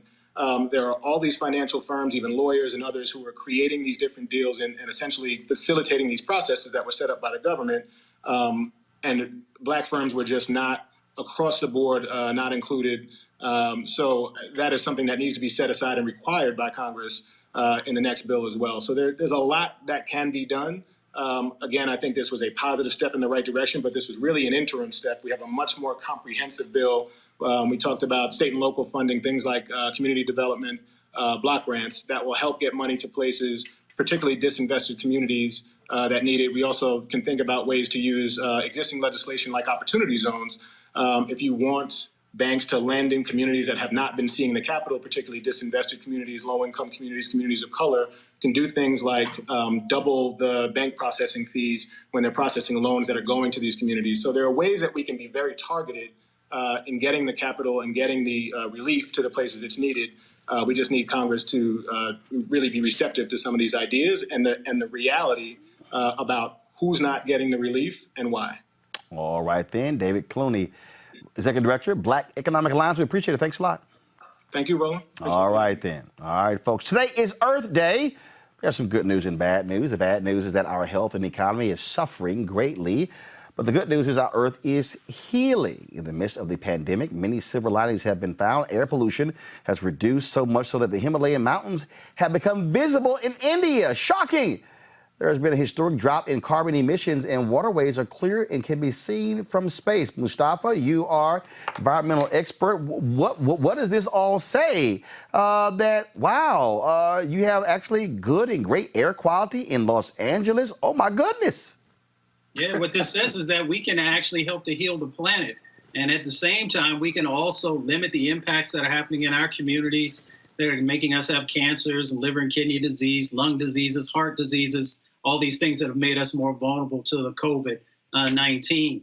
You know, the talking points from the president and others has always been, one, it was too expensive to be able to do this. The other side of their camp often said that, you know, that climate change was a hoax. Of course, they said that the coronavirus was a hoax. This is actually an opportunity now for us to say, okay, we see what is possible if we rethink how our economies work. If we rethink the fact that we don't need to jump in a car all the time, we don't need to use fossil fuels that are warming up our planet and our oceans, at the same level. This is an opportunity to actually say that those false paradigms that people have been sharing are not true, and that there actually is a pathway forward. Here's a photo here. It says Himalayan mountains can be seen from Jalandhar since pollution has reduced in Punjab. This is the photo that they show. They said otherwise, Brittany, you wouldn't be able to see the Himalayan mountains because of all the pollution. Boy, ain't that something? Wow. I mean, it just goes to show you capitalism kills. Now, it doesn't only kill people, but it also kills our environment. I think this is a wake-up call for the United States in a lot of different ways. Well, but not just the United States. I mean, the world, Scott. Early on, I remember seeing a story they were talking about in Venice that the dolphins that often would come near and they would come near the banks there. They said they hadn't seen them in a long time, but because the ships were not coming in, you had clear water. They could actually see the dolphins playing. In fact, here we go to my iPad. This is a photo here. They say all because all the canals there and being able to see those dolphins at play. I mean, it is stunning to see, because people sheltered in place and not going about, how the conditions on the planet have changed. This is where people should be, political people should be thinking, how do you keep that moving forward versus going back to business as usual? The power of the coronavirus. It has negative impact, but it also has some silver linings, and it's teaching and showing us how we ought to be doing things to save the planet. There's no doubt. We've all been at home. Our meetings haven't stopped. If you haven't lost your job and you have one, you're still having video conferences and conference calls and what have you. You can see the Himalayas. You can see the dolphins playing. That's not that bad. I mean, we could do this, actually. Watch for the impact on real estate given the coronavirus and us being shut down. because one of the biggest prices or costs in any business is the real estate. And you know what? We haven't, oh boy, forgive me. You know what? We have not used real estate in quite some time, and we're doing just fine. Look for that to have a big impact. But the reality is all of this is going to show us the new reality and the new norm, and it's being defined by this virus. And when you go get you a phone holder? I mean, really? Do it. Really? I'm sorry. Well, I'm so sorry. I bet you got your phone sitting up against a can or something. And really?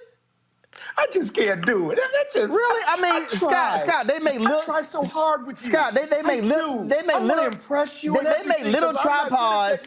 They make little tripod. You know what? I'm gonna send you a link of a tripod that can hold your phone so you don't knock it over. And what, you didn't think we weren't gonna see that big ass? Oh, my bad, I'm sorry. And now we seeing a ceiling, and damn. I told y'all can't trust Capitals. I keep trying to tell y'all that. And you know what? It's against you. I do shit like that in front of you, who's like the technology guru. You were doing virtual and platforms before anybody was really even thinking about doing a show like this 20 years ago. And your point? I hit mute or I knocked the camera off. Was it really that embarrassing? It really wasn't that embarrassing, was it? Y'all didn't even notice that, did you? It was that damn embarrassing. Yeah, it was. Yeah, it was. I'm just saying. Oh, God. I'm just saying. Give me that website. No, I'm gonna send you the link. I'm gonna send you the link because I'm just simply saying people commenting on YouTube. Somebody has anybody else done that on the show before? No. Tamara Robertson, Roland always picking on Scott because his little ass pickable. That's why. So that's why we do that. So, yeah, there we go. All right, folks. It is, of course. I'm so sorry, Roland. It is, yes. It is. I got you. All right, y'all. Can I come back next week? Nope. Yesterday, y'all, yesterday was April 20th, the 69th birthday of Luther Vandross. Today, we lost Prince 4 years ago. Of course, found dead in Minneapolis in his Paisley Park compound. Many people still shocked and stunned by it. I want to go back to the panel here. Of course, 4 million people watched the Babyface and Teddy Riley battle, if you will. It was great. First of all of you three, did y'all see any of it? Yeah. I got bits and pieces. It was frozen from me. Yeah, so what happened was that Instagram had to apologize because this is the crazy shit I've ever seen. So if you had an iPhone 11, you couldn't access it, but if your ass had an iPhone 7 or 8, you could. You would think the newer phones you could. They were talking about go to your desktop. People now consume on their devices. That was just crazy whatsoever. Scott, did you see any of it? Bits and pieces of it, but my screen froze up, and then I was trying to read about it. They were supposed to do some battle, but it was just a disaster, technology-wise.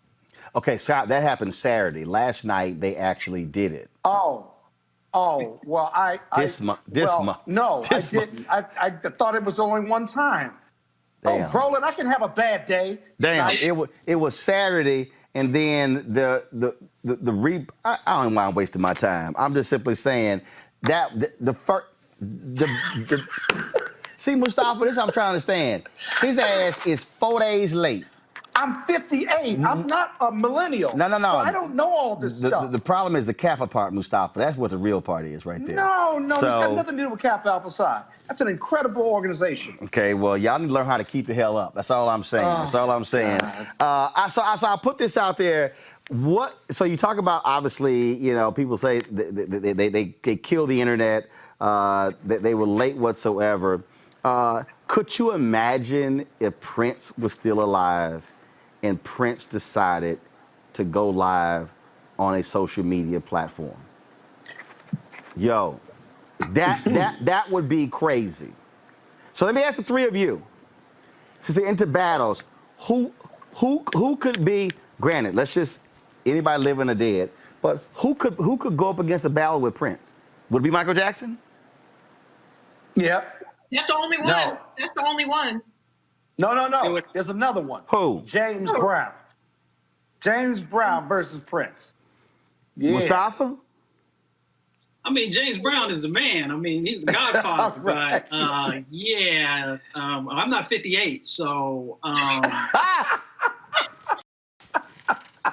gonna get you for that one. I like you too, but you went at me. You went at me on that one. no, it's okay. Find new pie. But anyway, I think it has to be Michael Jackson. He's the only person who's an icon like that on the men's side. I mean, for some folks, Beyonce has become an icon as well, and she does an incredible show. But, Prince and Michael Jackson was always the competition between the two of them.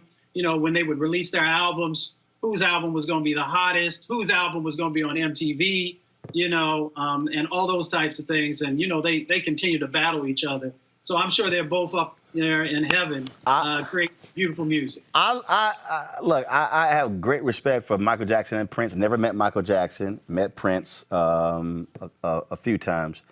If I had to look at those two in battle, and you talk about hit, I think Prince beats Michael Jackson.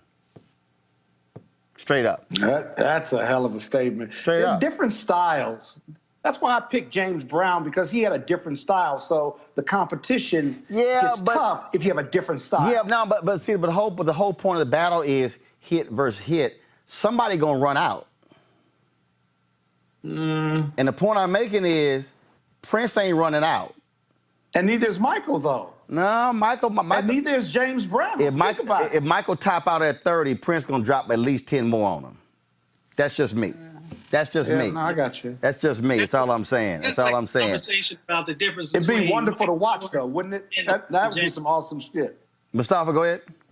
I was saying that's just like when we compare Michael Jordan and LeBron James. They're both incredible. No. Right. I disagree. Here's why. Here's the difference with sports. First of all, the reason music is different than sports is because music is timeless. The reality is the way the NBA allowed defenses to play during the Michael Jordan era, totally different than LeBron James era. The way they allowed them to play in the Michael Jordan era, totally different in the Oscar Robertson era. And so it's a little hard. So you got Bill Russell, and that was a different time, and how basketball was different. The thing about music is you could play a song from the 40s, from the 60s, 70s, 80s, and it is still a classic today. And so you have the ability to be able, with sound, to be able to hear it. That's why you have multiple generations who still love Frankie Beverly and Maze. So you can have a grandparent, a mom and daddy, and a kid, 3 generations, same music. That's why I think, and I think because of music also, unlike sports, like for instance, all these fools voted Michael Jordan the best college basketball player of all time. That is the stupidest thing ever I've seen in my life. Michael Jordan would be in the top 5 greatest college basketball players of all time. Number 1 is Kareem, period. But because they never saw Kareem, I think that's the whole deal here. And so that's why I think, Mustafa, from a music standpoint, a James Brown and a Prince could battle because the music speaks for itself and not really, athletic style, who was the shooter, who drove the lane, whatever. That's why I think music is just so much different. Who would your battle be in R&B bands? R&B bands? Yeah, like Earth, Wind, and Fire, for example. Easy. Bands. Oh, easy. I always want to see Earth, Wind, and Fire versus Parliament. I'd say Earth, Wind, and Fire versus Cameo. Oh, hell no. That ain't even competition. Oh, no. They go hit for hit. That lasts Absolutely. That lasts 15 minutes. That lasts 15 minutes. Okay, I got to ask y'all this here. The people at, is it TYTL? They put out a tweet. People got real mad at them when they put this out. No, it's not TYT.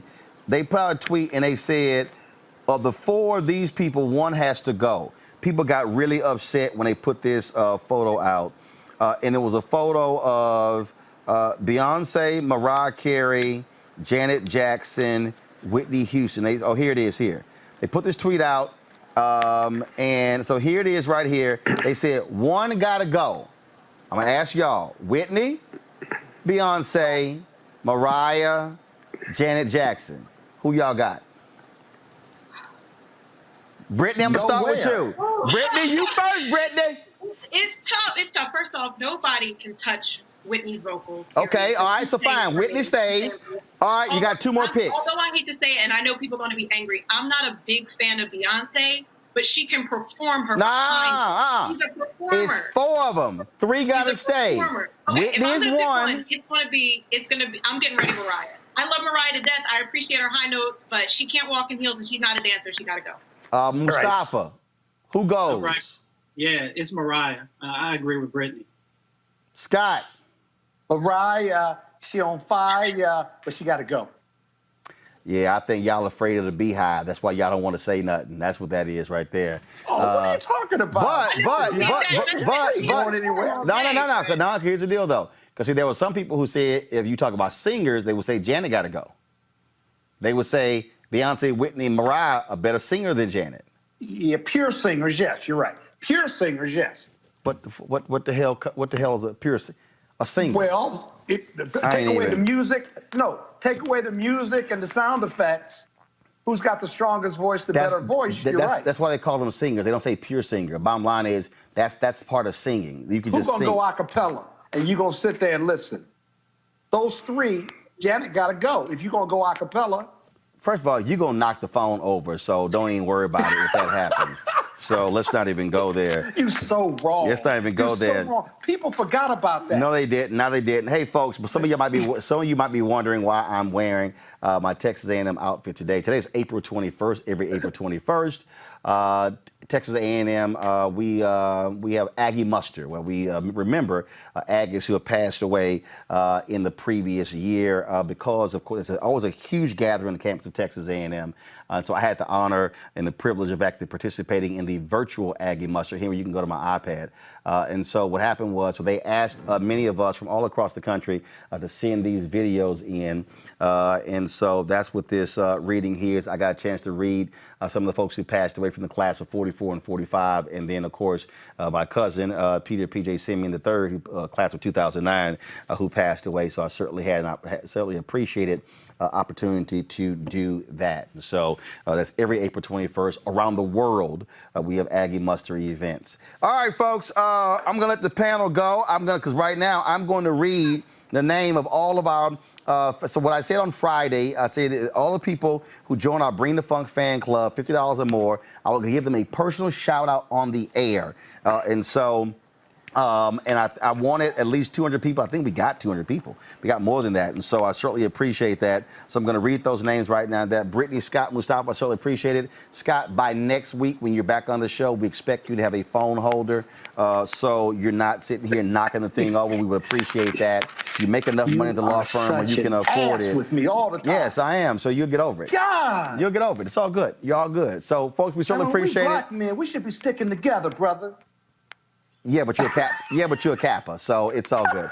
All right, then. Thanks a bunch. I appreciate it. Thank you very much, folks. Let me read the names off right now. So big shout out to Carl Brown, Abel Biz, Adrienne Dillahunt, Alicia Ocho. We have Alethea, Alicia Lindsay. Some of y'all like Cher. Y'all only put y'all first name in. Alicia Johnson, Alretha Palmer, Amy Martin, Andre, Andrette Duncan, Angela Ford. Y'all can play some music or some B-roll if y'all want to. Angela Johnson, Angela Middleton, Angela Renee's Home Car LLC. See, that's smart. She dropped her actual business name. Angelina S., Anika Feldy, Annette Robinson, Anthony McCants, Antoine Pruitt, Antonio Nickelberry, Arturo Lassiter, Ashley Jones, Augustine Nagua. I hope I pronounced that right. Azaline Jones, B. Dizzle, really? B. Day, really? Bonita Jones, Bernice P. Harris, Beverly Charles, Beverly Collins, Brandon Jones, Brenda Cowan, Brian, you kind of let your last name, Brian. Bridget Harrington, Calvin Ray Stiggers, Camille Ransom, Carla Downs, Carolyn Dowdy, CeCe Summarize, Cecilia Thornton, Cedric Warren, Shalandra Robinson, Sherelle Bateman, Charlene Pitchford, Charles Sims, Christina Reeves, Clark O'Neill, Clifford Sparks, Conscious, come on now.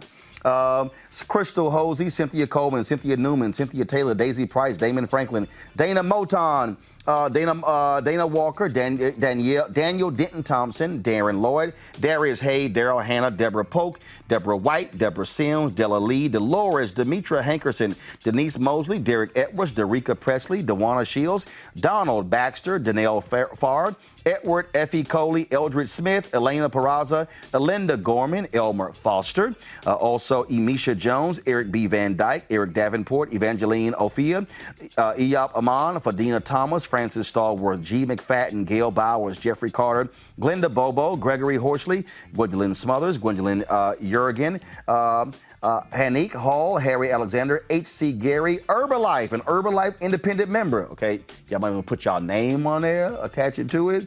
Herbert Allen Jr., Howard Loken, Ebo Oxley, Ife Asantawa, Jay Glenn, Jacqueline Smith, Jacqueline Williams, Jadonna Sanders, Janice Pickens, Janice Ferguson, Jasmine Williams, Jason Allen, Jay King, Jermaine Ramsey, Jerry Green, Jerry Magnum, Jesse Tate, John, Joy Griffin, Jonathan Poole, comedian Jonathan Slocum, Josette Blocker, June Durrett Jones, Kay Brew, Katrina Scott, Keena C, Keita G, Kenny Fulton, Kalia Williams, Karen Pierre, Kim Lacey, Kip Killebrew, Keisha Manley, Kawani, Kusai, Ogubi, Kwame Pettis, Lakeisha, Larney Richardson, Larry DeForest, Latasha Skipper, Latasha Martin, Leotine Rhines, Latrell Thomas, Linda Simmons, Linda Victoria Cromer, Lorenzo Thomas Sr., Lori Jordan, Lucretia Holden, Luxie Frizon, Lynette Reddix, Mahogany, Gal Friday, Malia, Marisha, Mark Dennison, Marla Perkins, Marlene Green, Marsha Critchlow, Marvin Nails, Mary Blair, Marie, Marlene Wells Brewer, Michelle Reed, Michelle Baker, yes, I need some water, Michelle Griffin,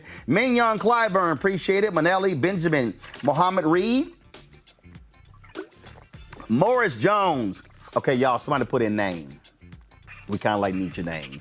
Nancy Pettaway, Natalie Moore, Natasha Epps Jones, Natasha Lewis, Nikki Harris, Nene Riley, Odessa, Pamela Tennell, Patricia Steeth, Paula Ogbon, Paula Bryant, Hamilton, Philip Atkins, Phyllis Bell, Precious Jewel, Prentice, Quinn Lawrence, Ralph Craig, Rashonda Simmons, Rashara Gavon, Rayon Cunningham, Rebecca Nelson, Reg Hammond, Relinda Barnes, Renee Cooper, Renisha Moore, Renette Cloud, Renetta Sproul, Richard Smith, Robert Hendricks, Robert Jackson, Robert Langford, Robin Johnson, Robin Roberts, Rodney Rambo, Ronald P., Roosevelt Payne III, Rosalie Hurst, Ruby Ferguson, Selena Coleman Thomas, Shireen Bradford, Sharon Jarrett, Sean Satin, Chantel Smith, Shania Walker, Sheila McDowell, Sherry Phelps, Sis, Tamika Woods, Sandra Harris, Sonia Sanders, Sonia Galliard, Stacey Dupree, Stephanie Strong, Stephanie Williamson, Steve Johnson, Stephen Broughton, Takardra Roundtree, Talitha, Tamra Roberson, Tammy Jackson Cloy, Tanya Walters, Tawana Wimbish, Tanisa M. Mills, Terry McClellan, Terrell Currington, Teresa Edwards, Tawana Bevel, Tish, Tandria Canty, Tanja Hicks, Tanya Goss, Tracy Garrett, Tracy Mayo, Turkessa, Hauk, Vanessa, Victor Mitchell, Victoria Gray, Vinay Alcindor, William Gordon Jr., William Hutchins, William Robertson, yesterday, and Eunice Patrick. Woo! That was all the people, of course, who give it to us from Friday into yesterday. So here's the deal. Tomorrow. So here's the deal, y'all. So this is what I said. So this week, and I might do it extended next week. For all the people who join our Bring the Funk fan club who give $50 or more, I will give you a personal shout out on the show.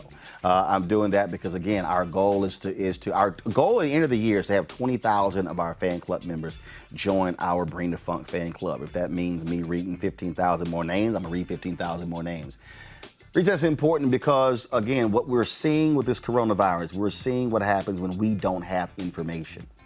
We're seeing what happens when we're being ignored, when national media only paid attention to Black deaths 5 weeks after this thing blew up in the country. Well, we were focused on it first day. And so what our goal is to continue to bring you the best content we can over the course of the week. We do this show live 5 days a week. Again, 5 days a week we're live on this show. We're putting out the information as best that we can. We want you to support us. Cash App right here is, PayPal, go right over here. PayPal.me/R Martin Unfiltered. Our Cash App is $RM Unfiltered. Folks, our goal is very simple. We want to be able to be independent, say what we want to say, cover what we want to cover, speak to our interests. That is exactly why we are here. It is why we do what we do.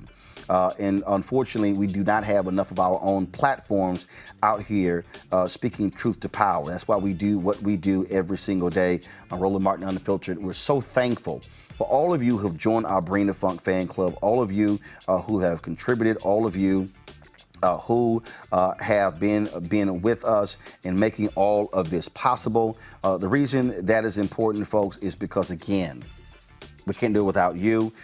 We, of course, corporate funding has dried up in terms of advertisers, and so we really, it's all possible because of you. And so we thank every single one of you. We've got some great plans. There are some other things that I would love to announce right now, but I can't. But we want to get bigger. We're going to get bigger, and that's what we thank what all of you have done. And so those of you who are watching on Facebook right now, those of you who are watching on Periscope, or watching on YouTube as well. Let me give the mailing address. A lot of y'all have been posting comments on here about the mailing address. And the mailing address is the company's New Vision Media, NU Vision Media, Inc. The address, the check make payable, you send a check or cash or money order, make it payable to New Vision Media, not Roland Martin Unfiltered, New Vision Media. 1327 West Washington Boulevard, Suite 102B as in boy. 1327 West Washington Boulevard, Suite 102B, Chicago, Illinois, 60607. 60607, that's where, of course, we are chartered and incorporated there in Illinois. All right, last thing. I told you today is April 21st. And so here we go to my iPad. It is my 19th wedding anniversary. That's my wife, Reverend Dr. Jackie Hood Martin. And so I would love for you guys to, if you go to Instagram, go to Twitter, send her a tweet at Hood Martin. I think she got a Facebook page as well. Go to Facebook page as well. And so, so please do so. And so it's been a great 19 years married to Hood. That's what I call her Hood. And so, matter of fact, I'm gonna do this here. Let me go ahead and transfer. Here we come back to me. So Jackie put together this this video. It was pretty, you know what, I think it's on my Instagram page. Let me go ahead and just play it on my IGTV. She sent it to me. So she, at midnight, y'all, it's so funny, she sends me this video at midnight. So she's playing around with the app quick and put together this video of all these different photos of us. Let me pull it up, just gonna play it for y'all. And so I can show you this here. And so what we decided to do is, of course, you know, you can't do anything, you can't go anywhere, but it's all good because she wanted to see Bad Boys. Bad Boys, of course, comes out rental today, so that's gonna be our date night, watching Bad Boys. And so we're gonna close the show with this video of photos that she put together for our anniversary. Love you dearly. I'll see you soon. So y'all send her a tweet or a post on Instagram. Holla! Go to the video.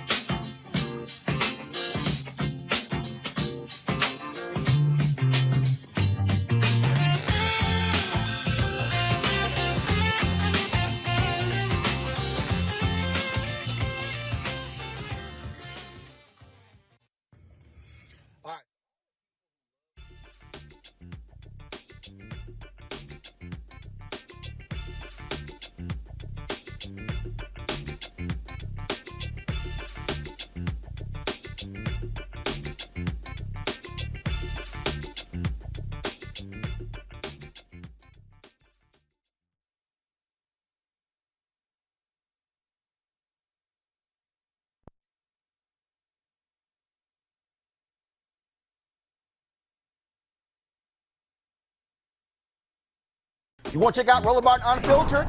YouTube.com/Roland S. Martin. And subscribe to our YouTube channel. There's only one daily digital show out here that keeps it black and keep it real. It's Roland Martin Unfiltered. See that name right there?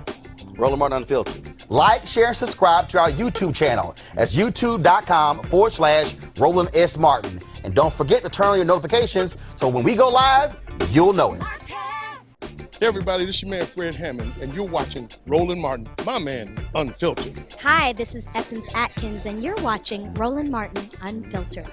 Hey, yo, Peace World, what's going on? It's the Love King of R&B, Raheem Devon, and you're watching Roland Martin Unfiltered. Hi, my name is Brescia Webb, and you're watching Roland Martin Unfiltered. Ow. Well, I like a nice filter usually, but we can be unfiltered. What's going on? This is Tobias Trevelyan. And if you're ready, you are listening to and you are watching Roland Martin Unfiltered. What's up? I'm Lance Gross, and you're watching Roland Martin Unfiltered. Hi, this is Cheryl Lee Ralph, and you are watching Roland Martin Unfiltered. I mean, could it be any other way? Really? It's Roland Martin.